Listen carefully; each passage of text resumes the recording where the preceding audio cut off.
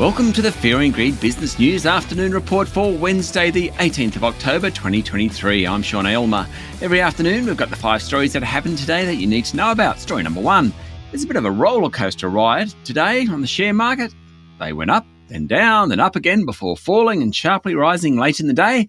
Eventually, they finished about 0.3% higher at 7,077 points, which was actually the day's high.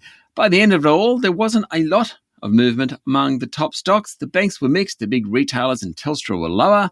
The iron ore companies were solid. Among the large caps, the energy groups, Woodside and Santos, were among the best performers. So too QBE Insurance. Newcrest Mining's share price fell 6% after it traded ex-dividend. What's that mean? Well, if you bought a Newcrest share yesterday, you would have received, or at least you will receive, the June half-year dividend. If you bought it today, you won't. In corporate news, Credit Corp's share price tumbled 30% after the group cut its profit guidance by 58% after it had to write off some US assets. AMP said AMP Bank expects subdued growth on the back of a highly competitive mortgage market. AMP share price closed down 1%. And Liontown Resources has been in a trading halt ever since one-time bidder Albemarle pulled out. It will stay in a halt at least until tomorrow after it asked for more time to sort out funding for its Kathleen Valley mine. Story number 2, China's economy grew at a faster than expected pace in the third quarter, according to figures released today. Gross domestic product grew at just under 5% between July and September compared to a year earlier. It was faster than expected, but slower than the 6% expansion in the second quarter.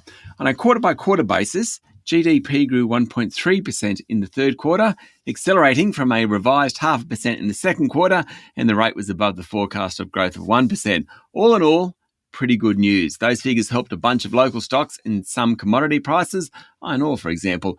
Oil was higher on the back of greater fears around the Middle East crisis. More on that in a moment. So too gold. The Aussie dollar is trading close to 64 US cents. Story number 3, Prime Minister Anthony Albanese today met with his Fijian counterpart, Sitiveni Rabuka, and following the discussions, the Pacific PM signalled a more realistic tone from the region over Australian coal mining and gas production. Some of the Pacific nations are among the hardest hit by climate change and have been critical of Australia's mining sector. Rabuka said he understood that fossil fuel industries can't be shut down immediately, and he recognises the importance of fossil fuel income to Australia. But he added that should help the federal government's ability to assist poorer nations. The two exchanged rugby shirts yesterday. Ouch. Fiji did much better than Australia in the Rugby World Cup. They'll meet again at next month's Pacific Islands Forum in the Cook Islands.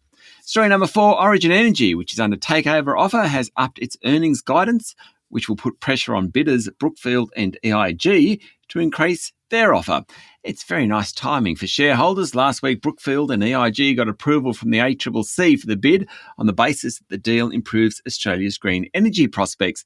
Now it has to go to shareholders. The bid's $18.7 billion, but if the energy giant's making more money, then maybe shareholders will want a higher bid.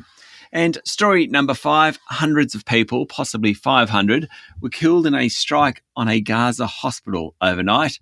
Gazan health officials said the explosion was caused by an Israeli airstrike, but the Israel Defense Forces said it was a rocket fired by a Palestinian group that misfired.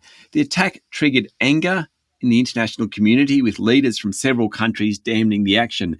US President Joe Biden said he was outraged, while Prime Minister Anthony Albanese said the bombing was deeply distressing and he called for international law to be upheld. Palestinian President Mahmoud Abbas said it was a hideous war massacre. The better news is that Israel appears to have crept back from a full-scale ground invasion into Gaza, or at least hit pause ahead of Biden's visit in the next 24 hours. The US has increased its military strength in the region. Meanwhile, an Israeli airstrike killed a senior Hamas leader, while there was an exchange of fire between Hezbollah and Israel in the north of the country. That's it for the afternoon report for Wednesday, the 18th of October, 2023. Don't forget to hit follow on the podcast and find Fear and Greed on LinkedIn, Instagram, X and Facebook. Join Michael Thompson and I tomorrow morning for the Fast 5 by Fear and Greed, the top 5 business stories you need to know in just 5 minutes. I'm Sean Aylmer. Enjoy your evening.